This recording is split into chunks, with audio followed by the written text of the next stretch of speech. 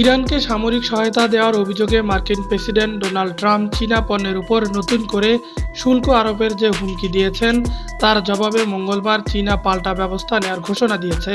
চীনা পররাষ্ট্র মন্ত্রণালয়ের মুখপাত্র গুয়া চিওং এক সংবাদ সম্মেলনে বলেন, যুক্তরাষ্ট্র যদি একই অজুহাত হিসেবে ব্যবহার করে চীনের ওপর অতিরিক্ত শুল্ক চাপাতে চায় তবে চীন অবশ্যই এর দাঁত ভাঙা জবাব দেবে। মুখপাত্র আরো বলেন, চীন ইরানকে অস্ত্র সরবরাহ করেছে বলে যে খবর উঠেছে তা পুরোপুরি বানোয়াট। এদিকে মধ্যপ্রাচ্যের উত্তেজনার মধ্যে রাশিয়ার পররাষ্ট্রমন্ত্রী সার্গেই লেভরভ চীন সফরে গিয়েছেন। ইরানের সব বন্দরে মার্কিন অবরোধের মধ্যেও তিনি এ সফর করেছেন।